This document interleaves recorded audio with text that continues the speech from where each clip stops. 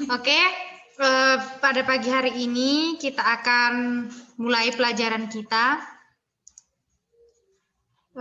Jadi hari ini kita akan belajar mengenai administrasi dan pemasaran makanan awetan hewani. Oke, indikator yang harus kalian capai, yang pertama adalah memahami administrasi dan pemasaran pengolahan makanan awetan dari bahan pangan hewani. Yang kedua, memahami komponen perencanaan usaha pengolahan makanan awetan dari bahan pangan hewani. Dan yang ketiga, langkah-langkah penyusunan perencanaan usaha pengolahan makanan awetan dari bahan pangan hewani. Oke, kita mulai dari administrasi usaha.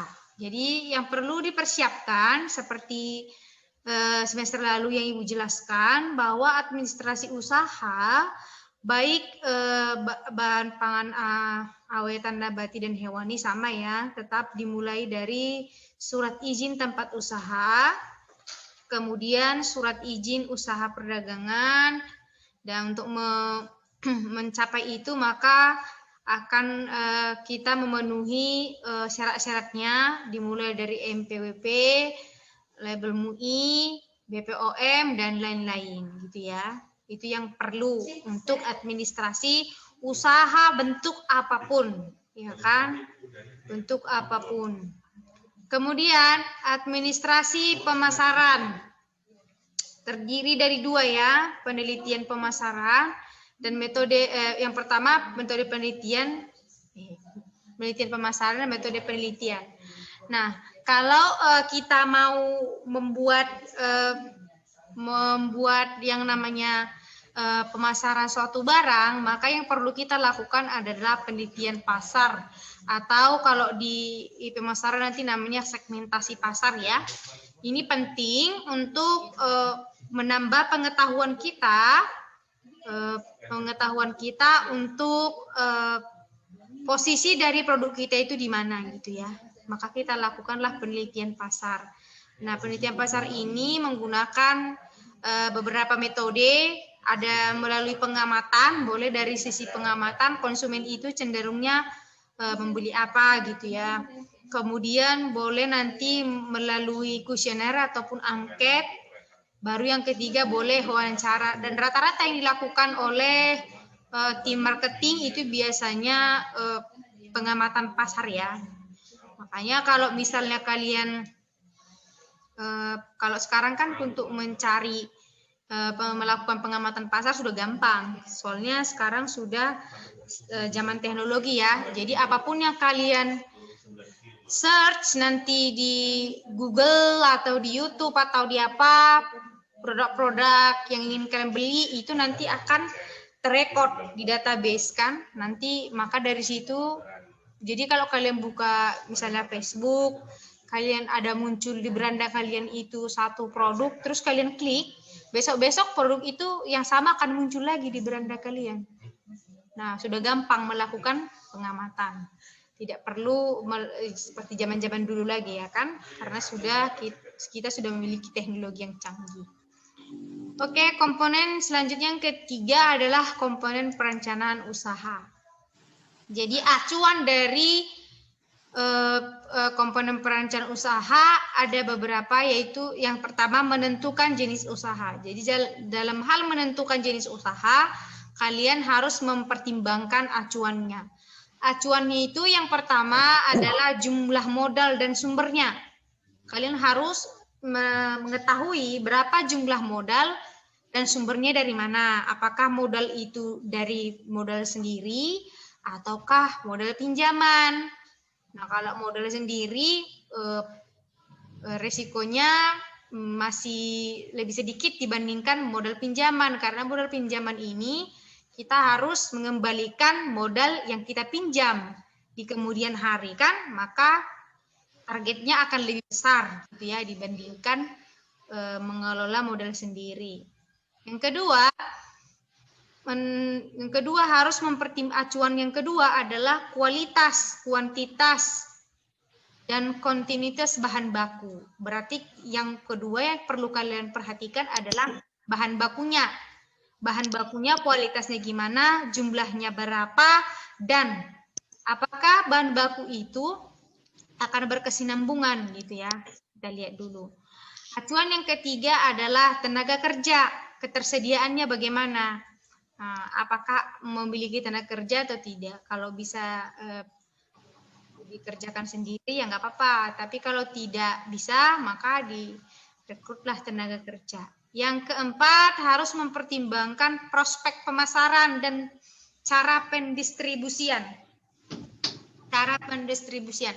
Jadi makanya tadi ada namanya penelitian pasar, maka dari penelitian pasar itu kita mempertimbangkan prospek pemasarannya bagus atau tidak ya, cara pendistribusiannya bagaimana gitu. Jadi contoh pendistribusian itu ya menggunakan jasa antar kah, menggunakan Tiki kah, menggunakan JNE kah, atau diantar sendiri dari pihak perusahaan gitu ya.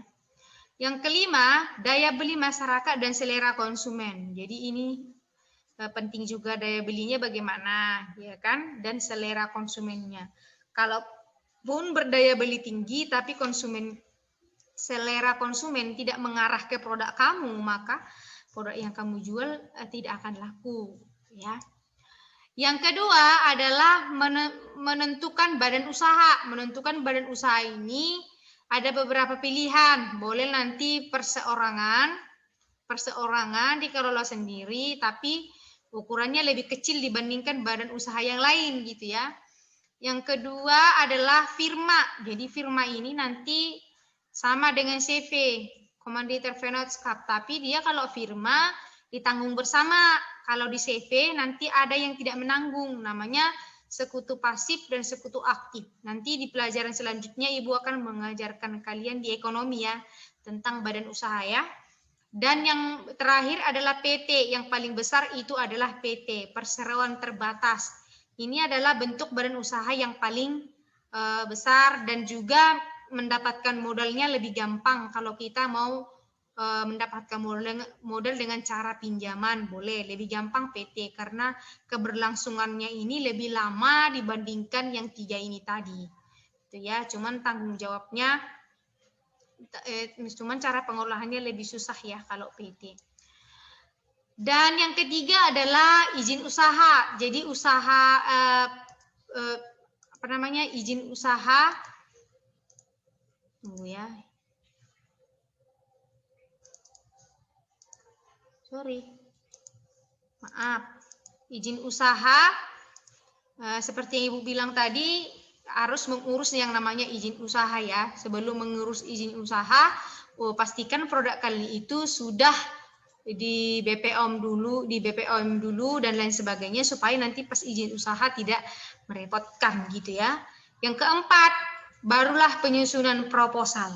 Penyusunan proposal bagaimana caranya? Jadi proposal itu kita mulai dari pengertian proposal ya. Proposal itu adalah rancangan usaha yang diajukan secara tertulis, sistematis, dan jelas kepada pihak investor. Biasanya kayak gitu ya. Jadi kalau kita mau buat usaha, kita tidak punya modal,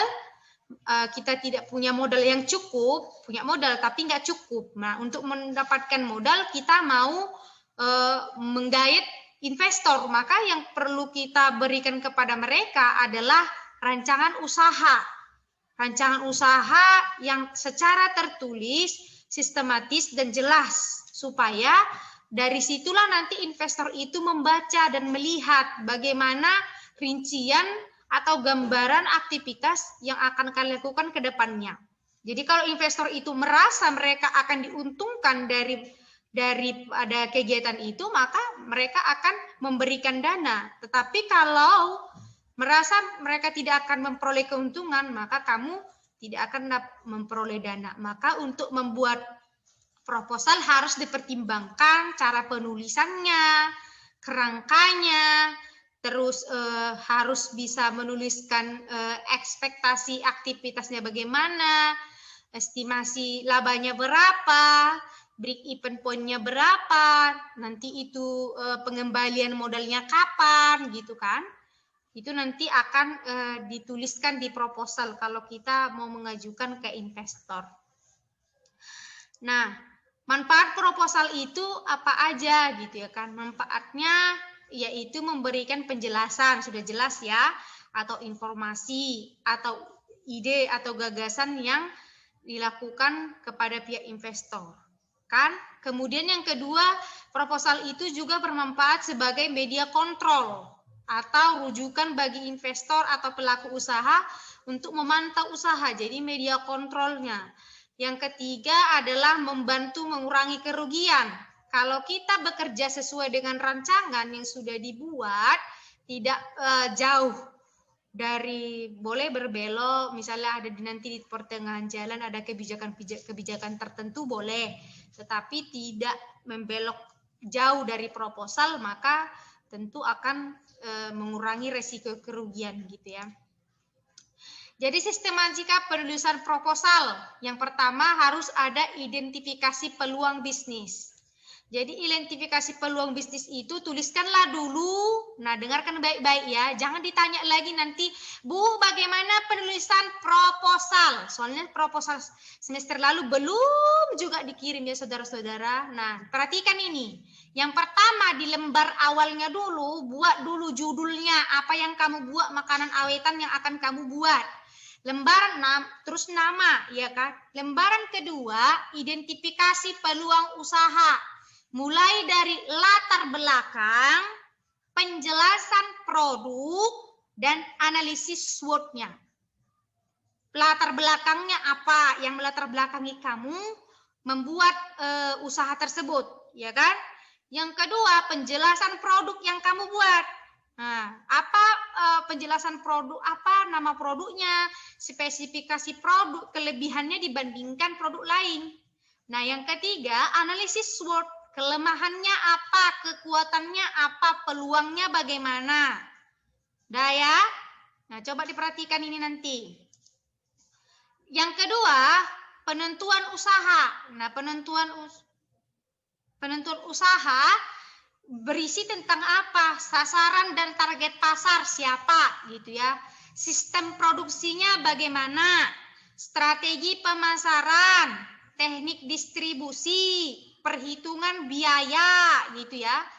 HPP dan perkiraan harga jual, perhitungan titik impas. Nanti di situ di bagian kedua setelah nanti latar belakang dan lain sebagainya. Nah, kalau studi kelayakan usaha ini tidak perlu kita buat di di proposal. Tidak perlu kita buat di proposal. Nah, tapi ini catatan aja, studi kelayakan usaha itu ada yang perlu kita pelajari, yaitu aspek produksi. Bagaimana aspek produksinya?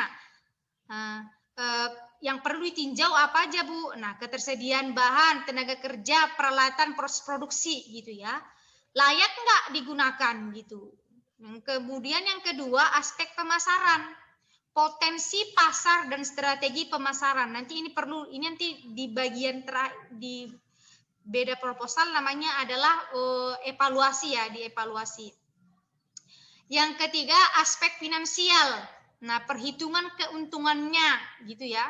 Perhitungan keuntungan yang akan diperoleh atau serta kemungkinan pengembalian modal. Tadi kan kalau kita misalnya meminjam dari investor ataupun lembaga lain yang bisa memberikan dana, maka kita perlu mengembalikan modal yang kita pinjam, gitu ya. Yang selanjutnya aspek organisasi, mulai manajemen, bentuk kepemilikan, struktur organisasinya, tim manajemennya perlu juga kita kita evaluasi ataupun kita teliti kelayakannya gitu ya. Oke, ada pertanyaan, Nak? Ada yang mau ditanyakan, anak-anak? Nggak ada? Nggak ada, Men. Saya yang bertanya ya. Siapa? Putri Mayangsari ada? Ada?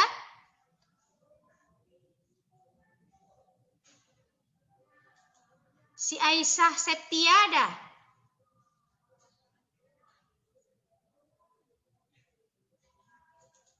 Enggak ada.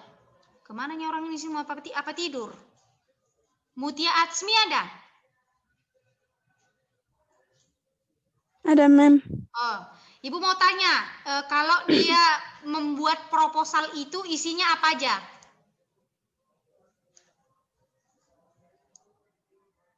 Isinya apa Latar aja? belakang, Oh. Terus? Lupa. rumusan masalah, tujuan, Tujuan. rumusan masalah,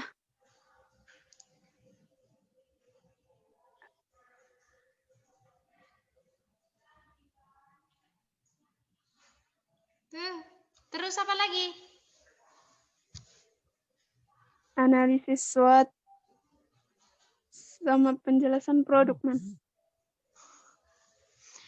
Boleh ya, tapi kurang tepat. Jadi latar belakang dulu ya kan, buat dulu latar belakangnya nanti. Ini proposal pribadi ya, proposal yang dikirimkan ke ibu, latar belakangnya apa gitu ya. Kemudian buat nanti dari sini semua merujuk ke penjelasan produknya apa, kemudian analisis SWOT-nya apa, kemudian penentuan sasaran target pasarnya siapa, sistem produksi, strategi pemasaran, teknik distribusi, perhitungan biaya, HPP, perhitungan titik impas. Itu ya. Nggak usah pakai rumusan masalah. Itu untuk proposal KWU di hari Sabtu baru yang sama Bu Dahlia baru begitu. Tapi kalau untuk Ibu karena proposal pribadi nggak usah sesuai dengan yang hari Sabtu karena ribet nanti ya. Yang singkat-singkat aja karena kita pembelajarannya daring. Nah, nanti untuk penulisan proposalnya yang belum mengirim tetap saya tagih, dikirim tetap ya. Yang di semester ganjil. Nanti tak bisa memperbaiki nilai walaupun kalian mengerjakan psikologi, tapi kalau nggak mengirim itu sama aja. Itu tetap aja nilainya nanti tetap rendah. Oke, ada lagi pertanyaan anak-anak? Ada yang ingin bertanya? Iya, Mem. Siapa? Adelia, Mem. Yuk. Jadi, Mem, untuk semester genap ini kita buat proposal makanan awetan hewani, Mem. Iya. Makanan hewani. Pilih aja. Perhatikan, kayak kemarin Mukti Salim menanya, Bu, saya buat proposal jambu, makanan awetan jambu, rupanya di sini lagi tidak musim. Maka untuk membuat proposal itu supaya nanti bisa produknya kalian foto ataupun kalian olah, maka pilih produk itu yang ada di lokasimu, jangan yang tidak ada. Itu namanya menghayal. Ya? Iya, Mem. Terima kasih ya, Mem. Yo, ada lagi ada yang bertanya?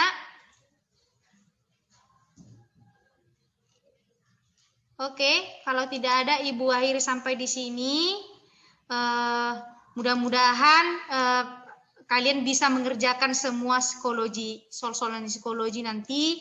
Dikerjakannya per hari, nak. Jangan ditunda-tunda dulu sehingga nanti next time nggak bisa dikerjakan lagi. Yang mana ya? Jadi lupa. Jadi hari ini selesaikan hari ini, besok selesaikan besok gitu. Terakhir nanti lupa kita gitu ya. Waktu nanti pengumpulan nilai baru heboh. Nah, caranya gitu aja, per hari kerjakan. Kalau boleh sampai malam nanti, kalau misalnya ada waktu malam-malam hari kerjakan gitu. Tapi tugas hari ini kerjakan hari ini. Tugas besok kerjakan besok. Nah, sehingga tidak ada yang ketinggalan. Kalau ditunda, nah itu yang buat ketinggalan. Oke, Ibu akhir sampai di sini. Assalamualaikum warahmatullahi wabarakatuh. Waalaikumsalam warahmatullahi wabarakatuh.